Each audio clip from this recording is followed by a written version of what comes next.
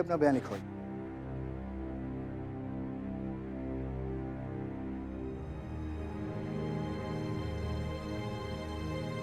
नहीं, हम बयान यहां नहीं देंगे। हम बयान देंगे और एफआईआर भी लिखवाएंगे, लेकिन इसके लिए हमें प्राइवेट रूम चाहिए। अब ये तो आपको पता होगा ना इंस्पेक्टर, कि ऐसे केसेस में बयान देने के लिए और एफआईआर लिखवाने के लिए प्राइवेट रूम की सहूलियत मिलती है।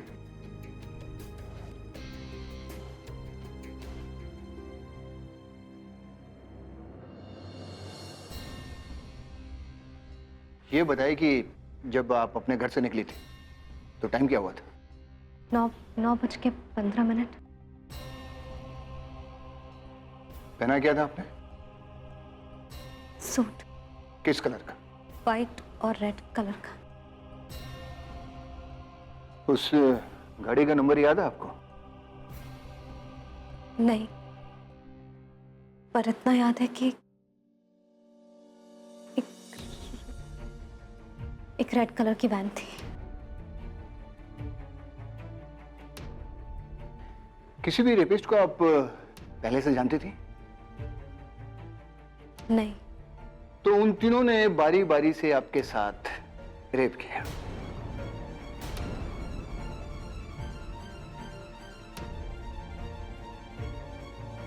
अरे कैसा बकवास सा सवाल पूछ रहे हैं आप? ओह, इतना गुस्सा होने की जरूरत नहीं है, ये हमारी इंक्वायरी का हिस्सा है। नहीं, ऐसे घटिया सवाल पूछने का आपको कोई हक नहीं है इंस्पेक्टर। देखिए मैडम जी, हमें भी कोई शौक नहीं है इस तरह के सवाल पूछने का। चार्जशीट बनानी पड़ती है हमें।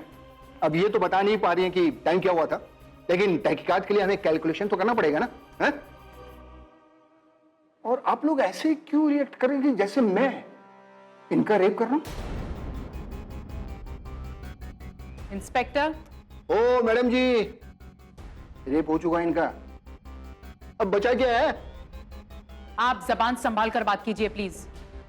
आप लोगों के इसी रवैये की वजह से ऐसे केसेस में लोग पुलिस और कानून का सहारा लेने में कतराते हैं और जिंदगी भर घुट घुट कर जीते रहते हैं। अब लोग क्या करते हैं इससे मेरे को क्या? चलिए, एफआईआर दर्ज हो चुका आपका, अब जाइए इनका मेडिकल चेकअप करेंगे। वो एफआईआर की कॉपी दीजिए हमें। क्यों?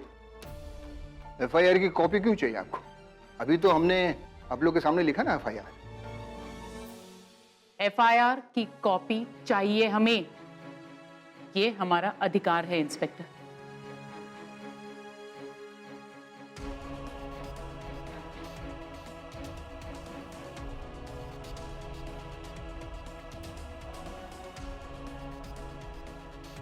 ये यहां कार क्यों लिखा है आपने? इन्होंने आपसे बयान में कहा ना कि रेड कलर की वैन थी, फिर कार क्यों लिखा है? अरे मैडम जी, हवाई जहाज थोड़ा ही लिखा है, गाड़ी तो लिखी है ना हमने। Kindly mention the authentic and prominent information inspector. आपको इतना तो पता होना चाहिए कि यही पेपर कोर्ट में जाएगा।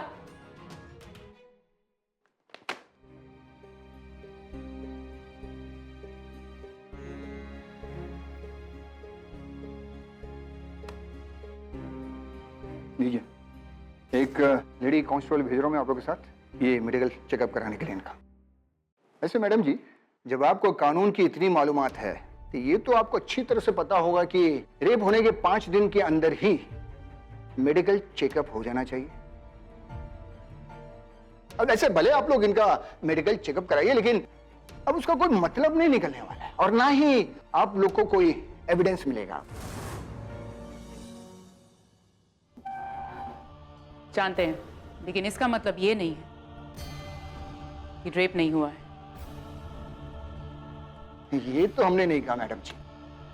अब ये कह रही हैं तो रेप हुआ होगा इनका, लेकिन अब कोर्ट कचहरी से आप लोगों को सिवाय बदनामी का और कुछ नहीं मिलने वाला, ये तो तय है। अखबारों में सुर्खियां बनेंगी और एक आध न्यूज चैनल पे इंटरव्यू आ जाएगा, मुंह पे एक कपड़ा बांध के।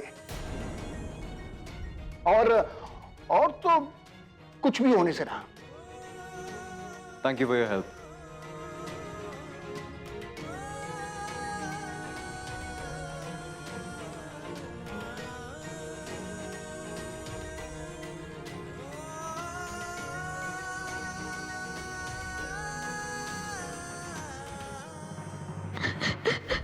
दिया?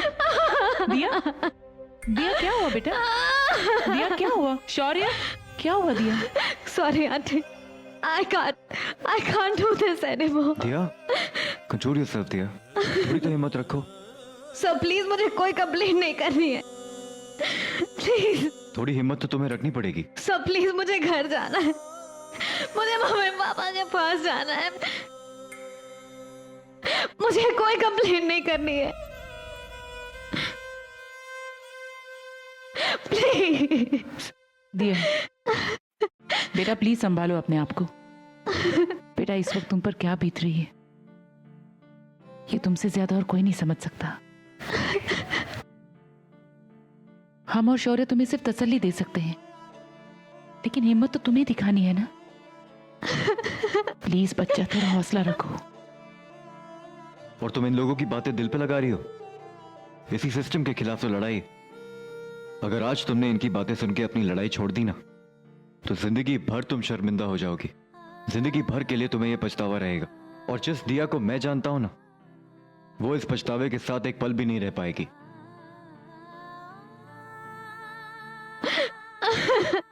Don't be a victim, dear. Be a survivor. तुम अपने आप को इस तरह टूटने नहीं दे सकते। तुम हौसला रखोगे तो हम ये लड़ाई जरूर जीतेंगे। दिया अकेली नहीं हो तुम, हम और शौर्य है ना तुम्हारे साथ।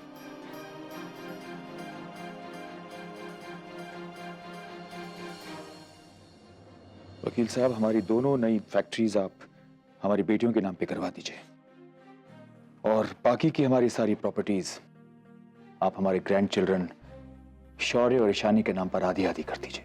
सर, आपकी यही बात मुझे बहुत पसंद आई। शौर्य आपका सगा पोता नहीं है, फिर भी आपने उसे अपने से कभी अलग नहीं समझा। वकील साहब, शौर्य हमसे अलग कभी था ही नहीं। You may go now. Okay sir, मैं पेपर्स रेडी करके वापस आता हूँ। ठीक है, bye sir.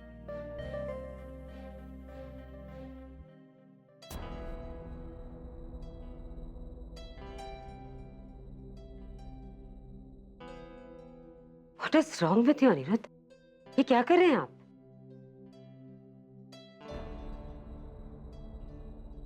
What do you mean, Damini? क्या कहना क्या चाहती हो तुम? आप अपनी आधी प्रॉपर्टी शौर्य के नाम कर रहे हैं? हाँ, क्यों? और तुम बाहर चोरी से हमारी सब बातें सुन रही थी, हाँ? चोरी? मेरा भी घर है, ये अपने घर में कैसे चोरी? Hell, that is not important.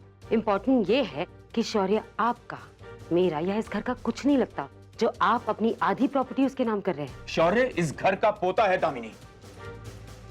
तुम मानो या ना मानो, मगर हमारा ईशान उसे हमेशा अपना बेटा मानता था, और हमने भी हमेशा उसे ईशान का बेटा ही माना है। चिल्लाने से या इस बात को मानने न मानने से कोई सगा नहीं हो जाता। हकीकत यह है कि अगर इस घर पर किसी का हक है, अगर इस घर का कोई वारिस है, तो वो है ईशान, मेरे ईशान की इकलौती बेटी। शौर्य अपनी माँ के साथ इस घर में रहता है, यही बहुत है। अगर वो मेरी पोती का हक मारना चाहेगा तो मैं चुप नहीं बैठूंगी। ओफो दामिनी, तुम फिर शुरू हो गई। तुम ये बात बार बार क्यों भूल जाती हो कि शौर्य की माँ इस घर की बहू है, और इस नाते उन दोनों का अधिकार है इस घर में रहने का।